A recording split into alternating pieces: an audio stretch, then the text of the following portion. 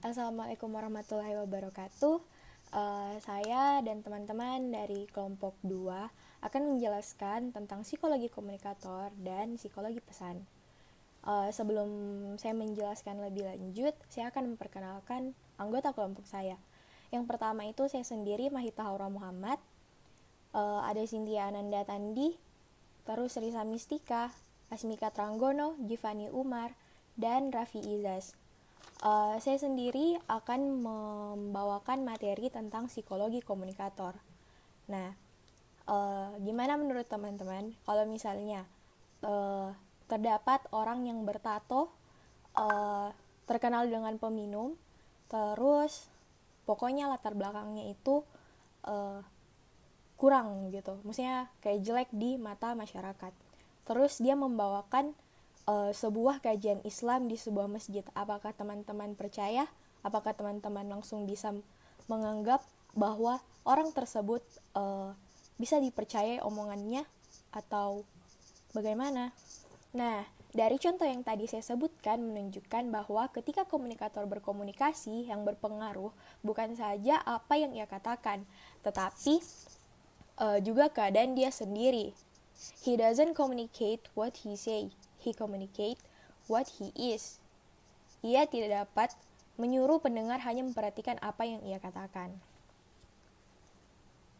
Selanjutnya saya akan membawakan materi tentang dimensi-dimensi etos.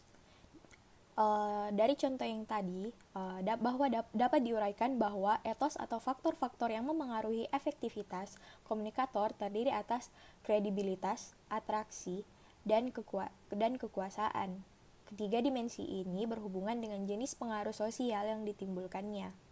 Menurut Herbert C. Kalman tahun 1975, pengaruh komunikasi kita pada orang lain berupa 3 hal. Yang pertama, internalisasi atau internalization. Kedua, identifikasi atau identification. Dan yang ketiga adalah ketundukan atau compliance. Internalisasi terjadi bila orang menerima pengaruh karena perilaku yang dianjurkan itu sesuai dengan sistema nilai yang dimilikinya. Kita menerima gagasan, pikiran, atau anjuran orang lain karena gagasan, pikiran, atau anjuran tersebut berguna untuk memecahkan masalah penting dalam menunjukkan arah atau dituntut oleh sistem nilai kita. Internalisasi terjadi ketika kita menerima anjuran orang lain atas dasar rasional. Kita menghentikan rokok atas saran dari dokter karena kita ingin memelihara kesehatan kita, ingin memelihara jantung kita dari asap-asap yang dapat menimbulkan beberapa penyakit. Dimensi etos yang paling selanjutnya ketundukan atau compliance. Terjadi bila individu menerima mempengaruh diri orang atau kelompok lain karena ia berharap memperoleh reaksi yang menyenangkan diri orang atau kelompok tersebut. Ia ingin memperoleh ganjaran atau menghindari hukuman dari pihak yang mempengaruhinya. Dalam ketundukan, orang menerima perilaku yang dianjurkan bukan karena mempercayainya, tetapi karena perilaku tersebut membantunya untuk menghasilkan efek sosial yang memuaskan. Materi selanjutnya akan dibawakan oleh teman saya. Terima kasih. Materi selanjutnya yaitu kredibilitas. Kredibilitas adalah seperangkat persepsi communicate tentang sifat-sifat komunikator. Dalam definisi ini terkandung 2 hal. Yang pertama, kredibilitas adalah persepsi communicate, jadi tidak inheren dalam diri komunikator. Yang kedua, kredibilitas berkaitan dengan sifat-sifat komunikator yang selanjutnya akan kita sebut sebagai komponen-komponen kredibilitas. Karena kredibilitas itu masalah persepsi. Kredibilitas berubah bergantung pada perilaku, persepsi, topik yang dibahas, dan situasi. Anda mungkin memiliki kredibilitas di hadapan kawan-kawan Anda, tetapi tidak berarti apa-apa di depan senat guru besar universitas Anda. Sekian materi yang saya bawa. Materi selanjutnya akan dibawakan oleh teman saya. Makasih. Selanjutnya saya akan menjelaskan mengenai atraksi. Nah, atraksi ini ialah kesukaan pada orang lain sikap positif dan daya tarik seseorang. Makin tertarik kita dengan orang lain, maka semakin besar juga kecenderungan kita itu untuk berkomunikasi dengan orang tersebut. Nah, di sini atraksi fisik itu menyebabkan komunikator menarik, dan karena menarik ia jadi memiliki daya persuasif. Nah, di sini juga di dalam buku ada beberapa penelitian yang ingin membuktikan apakah komunikate akan lebih mudah menerima pesan komunikator bila ia memandang ada banyak kesamaan di antara komunikate sendiri dan komunikator. Nah, di sini ada beberapa penelitian, itu salah satunya dari Rogers, yang membuktikan bahwa orang mudah berempati dan merasakan perasaan orang lain yang dipandangnya sama dengan mereka. Selanjutnya ada lagi penelitian dari Scotland dan kawan-kawan, itu menunjukkan bahwa kesamaan antar komunikator dan komunikate itu memudahkan terjadinya perubahan pendapat.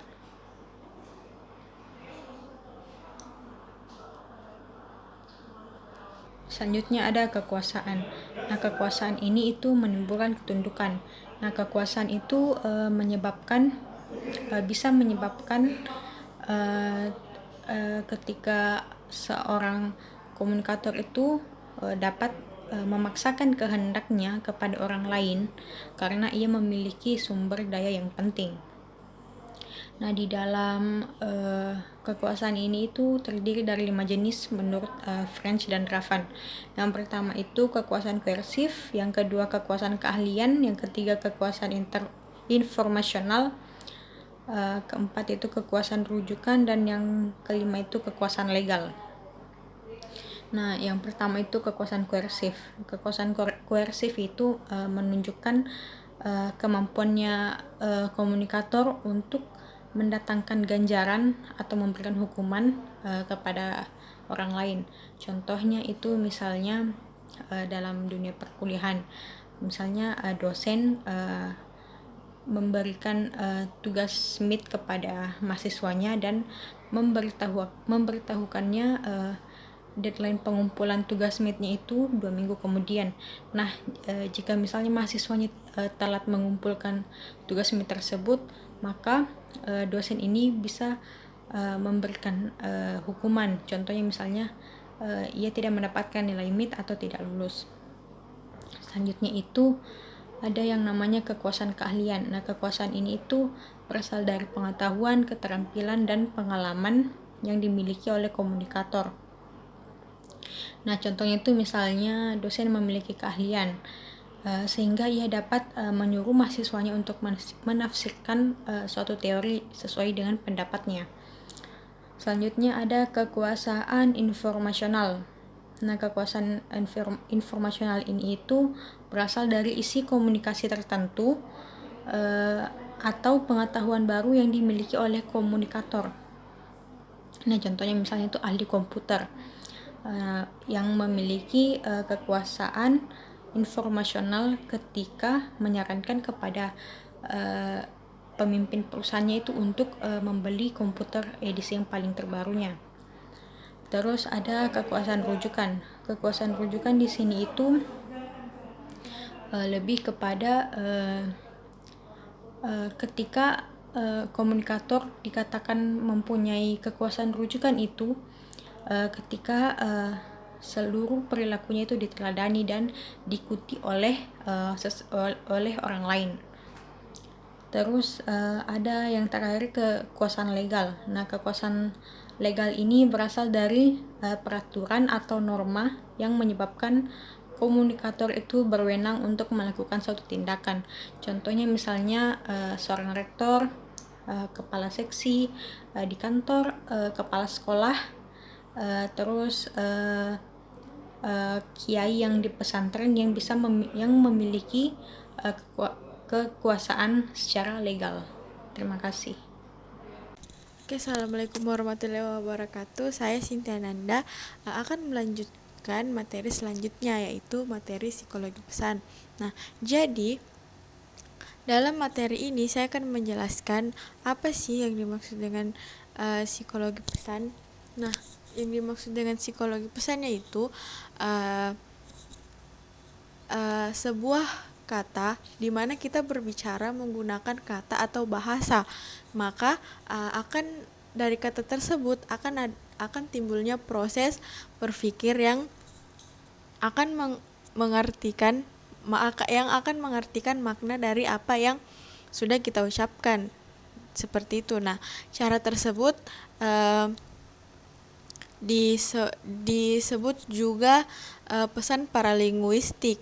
Nah, jadi apakah pesan hanya bisa berupa kalimat? Nah, tentu saja tidak, karena di dunia ini tidak ada yang sempurna. Jadi tidak hanya berupa kalimat cara kita menyampaikan pesan kepada orang. Jika kita bertemu kepada orang tunarungu, kita juga bisa memberikan mereka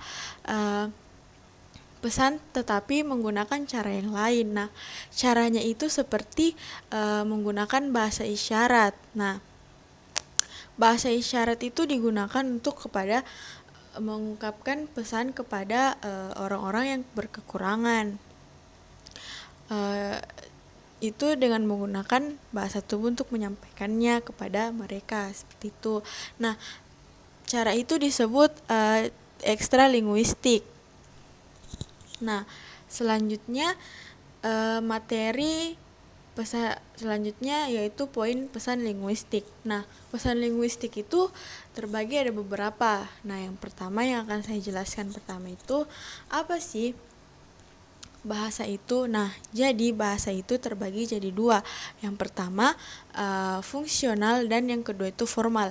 Nah, fungsional itu bahasa yang diartikan dari segi fungsinya, sehingga bahasa dapat disebut itu alat yang dimiliki bersama untuk mengungkapkan gagasan, atau bisa saja kita menggunakan bahasa yang tidak formal, seperti itu. Nah, terus yang kedua ada formal. Nah, formal ini bahasa yang dibuat menurut peraturan tata bahasa.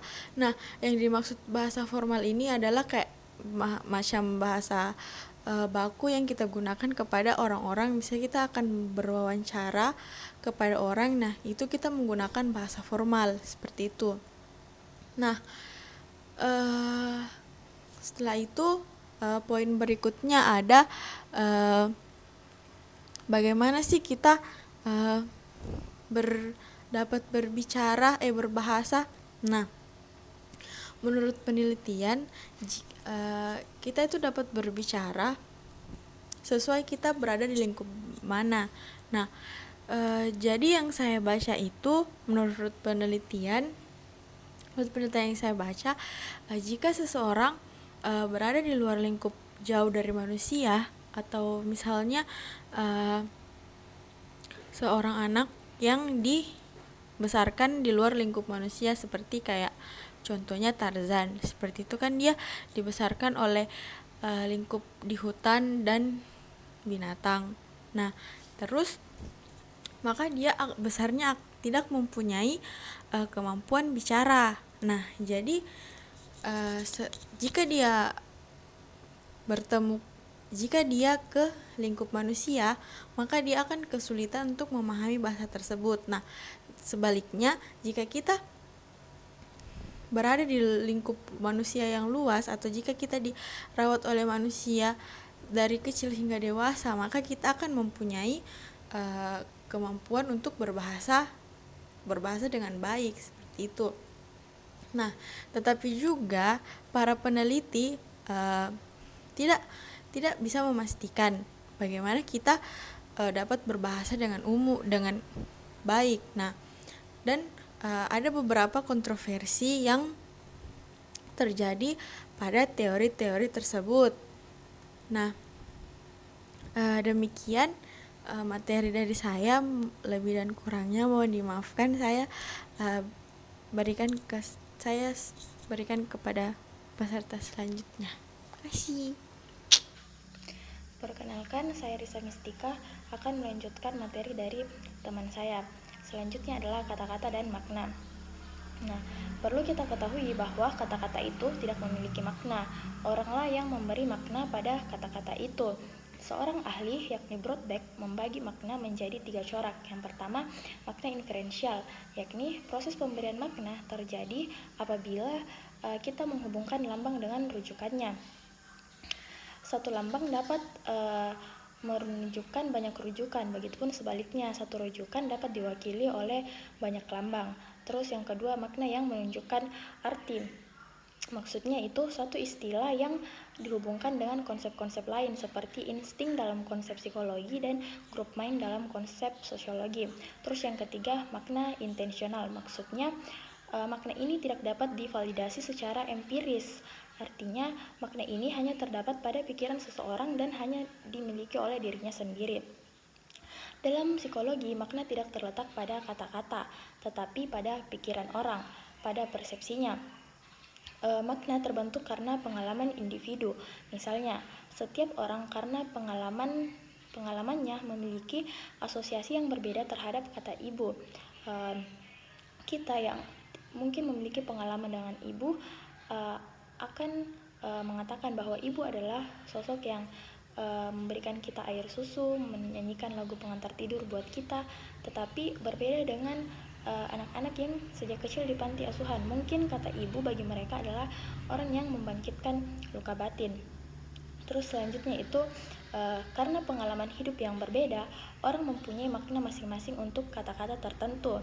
Inilah yang kita sebut dengan makna perorangan. Tapi bila makna itu bersifat perorangan, tentu tidak akan terjadi yang namanya komunikasi. Komunikasi hanya terjadi bila kita memiliki makna yang sama atau share meaning. Kesamaan makna karena kesamaan pengalaman masa lalu atau kesamaan struktur kognitif itu disebut isomorfisme. Materi selanjutnya itu adalah teori general semantics. Jadi, ketika kita berkomunikasi, kita menerjemahkan gagasan kita ke dalam bentuk lambang. Proses ini disebut dengan penyandian atau encoding. Tapi teori general semantics ini tidak mengenal yang namanya penyandian, tetapi ia lebih ke karakteristik bahasa. Asumsi dasar dari teori ini yakni bahasa seringkali tidak lengkap mewakili kenyataan karena kemampuan bahasa sangat terbatas untuk mengungkapkan kenyataan, sehingga kita sering menyalahgunakan bahasa. Pokok-pokok penting dari teori general semantics antara lain, yang pertama, berhati-hati dengan abstraksi. Jadi, bahasa itu menggunakan abstraksi. Abstraksi adalah proses memilih unsur-unsur realitas untuk membedakannya dari hal-hal lain. Kata-kata yang kita gunakan berada pada tingkat abstraksi yang berbeda-beda. Jadi, semakin tinggi tingkat abstraksi, maka semakin sukar pula kata itu diverifikasi dan diverifikasi dalam kenyataan dan makin ambigu pula maknanya. Terus yang kedua, berhati-hati dengan dimensi waktu. Ketika kita bereaksi dengan satu kata, kita menganggap makna itu masih sama. Contohnya kata Ami.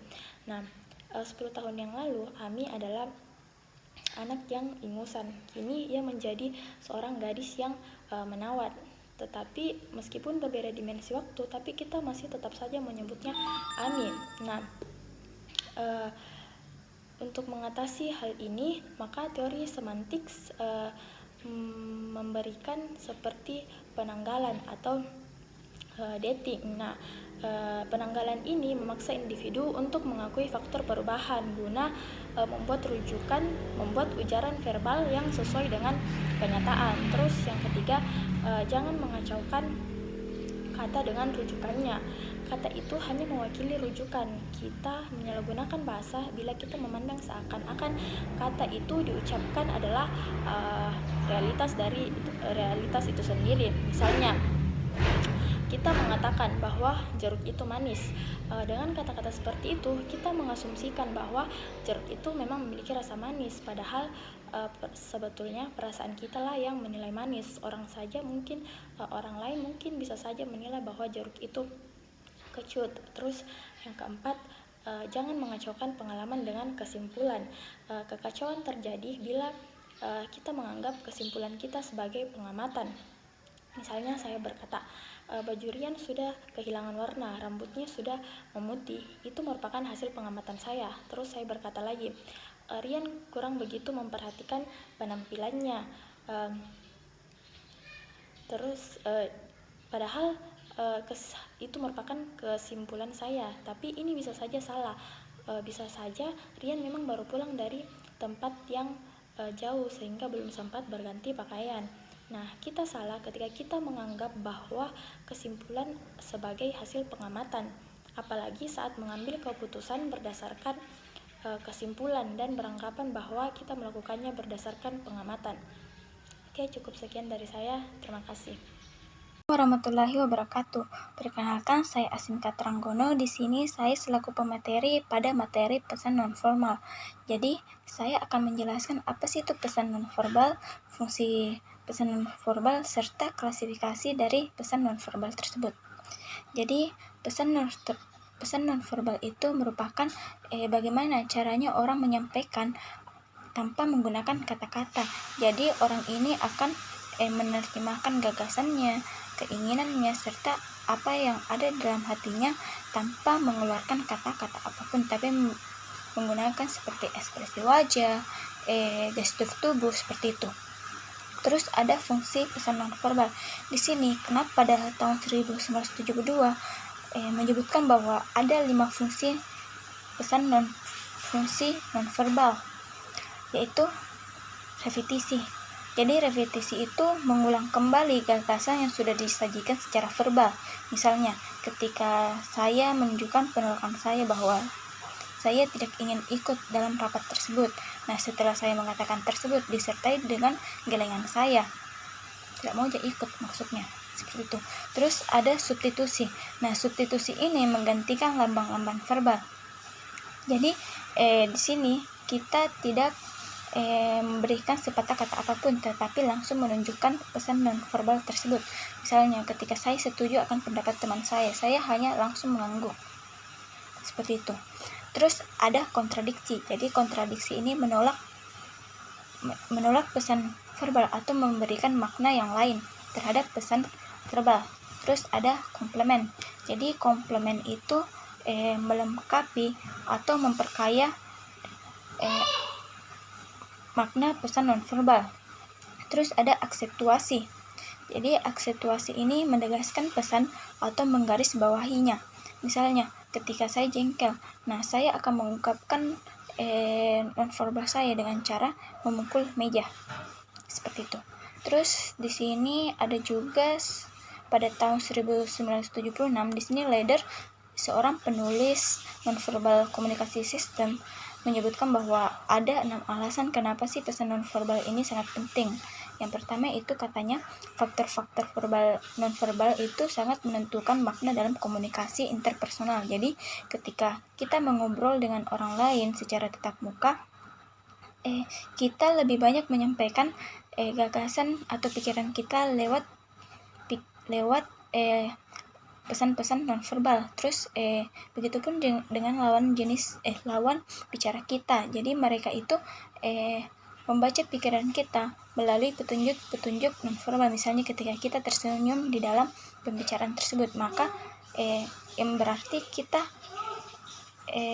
tertarik atau menyukai apa yang sedang dibicarakan. Terus perasaan dan emosi lebih cermat disampaikan lewat pesan nonverbal ketimbang pesan verbal. Jadi di sini menurut Mahrabian pada tahun 1967 menyatakan bahwa hanya 7% perasaan kasih sayang yang dapat dikomunikasikan dengan kata-kata, yaitu misalnya dengan surat. Terus selebihnya itu 38% itu dikomunikasikan lewat suara, dan 55% itu dikomunikasikan melalui ungkapan wajah. Jadi melalui pesan nonverbal itu sebanyak 55%, baik itu kayak seperti senyuman, kontak mata, dan sebagainya. Terus pesan nonverbal itu menyampaikan makna dan maksud yang relatif bebas dari penipuan, distorsi, dan kerancuan. Misalnya, ketika seorang wanita mengatakan tidak, maka seorang cowok di sini jarang kita tertipu ketika cewek mengatakan tidak. Kenapa? Karena mereka tahu apa yang diucapkan tersebut bertolak belakang atas apa yang dikatakan oleh cewek tersebut. Contohnya,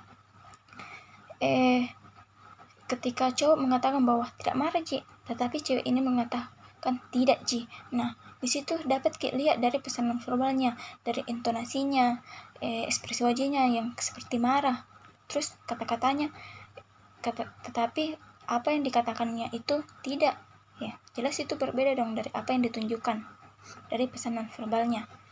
Terus di sini pesan nonverbal juga mempunyai fungsi metakomunikatif yang sangat diperlukan untuk mencapai komunikasi yang berkualitas tinggi. Jadi fungsi dari metakomunikatif ini artinya memberikan informasi tambahan yang dimana dapat memperjelas maksud dan makna pesan. Jadi dengan adanya fungsi metakomunikatif ini lebih menambah kadar dalam menyampaikan pesan. Terus ada pesan nonformal merupakan cara komunikasi yang lebih efisien dibandingkan dengan pesan verbal. Kenapa? Karena pesan verbal ini memerlukan lebih banyak waktu dibandingkan pesan nonverbal. Jadi ketika orang dalam berkomunikasi secara verbal, dia akan memikirkannya terlebih dahulu, kemudian menyampaikannya. Terus selain itu ketika seseorang menyampaikan secara verbal, terkadang kata-katanya itu memberikan makna ganda atau memberikan kalimat ambigu. Terus ada pesan nonformal. Di sini merupakan sebagai sarana sugesti yang paling tepat. Nah, sugesti di sini dimaksudkan untuk menyarankan orang lain secara implisit atau secara tersirat.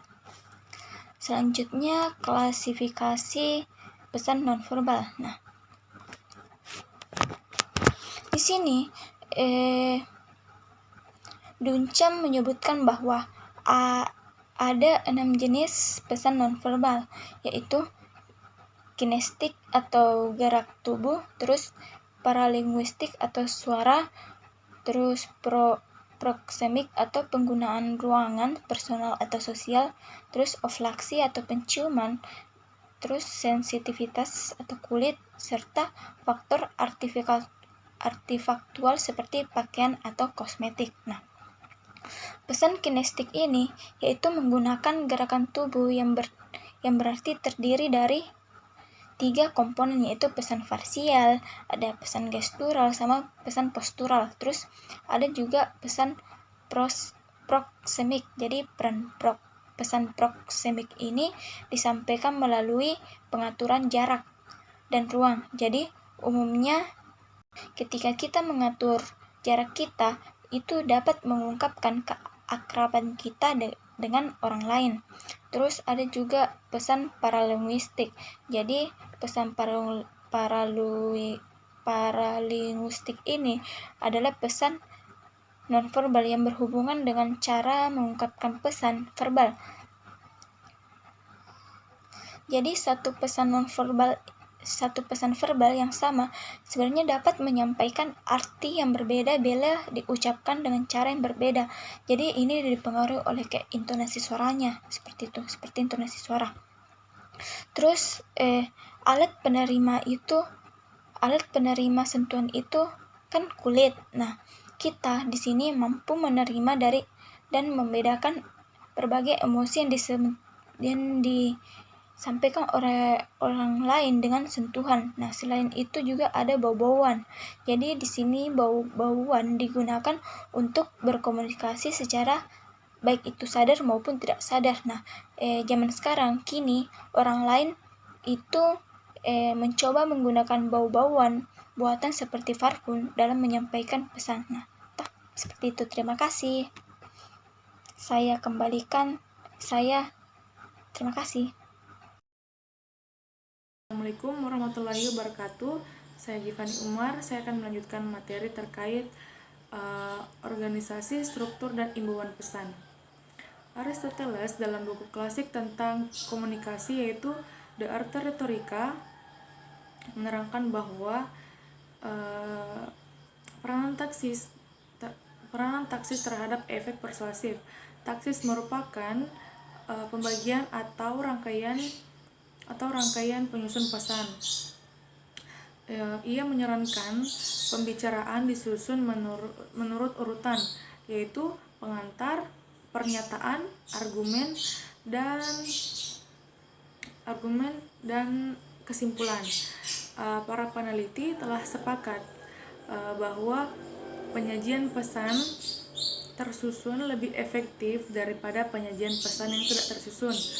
Dengan kata lain, tidak ada satupun penelitian yang dapat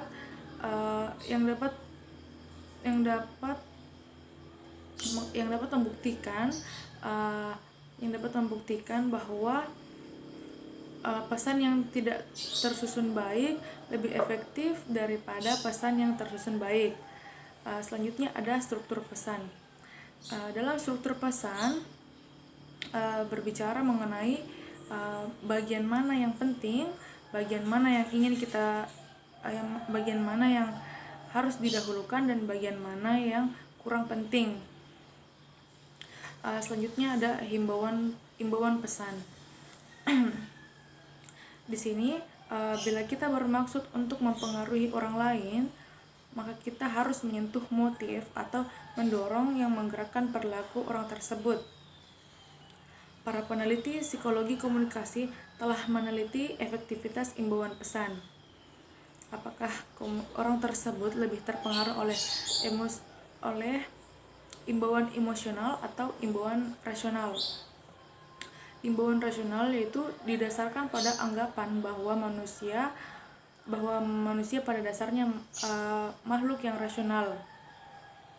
Imbauan rasional biasanya menggunakan silogisme, yakni rangkaian pengambilan kesimpulan melewati premis mayor dan premis minor. Sedangkan imbauan emosional menggunakan pernyataan-pernyataan atau bahasa yang menyentuh emosi orang tersebut.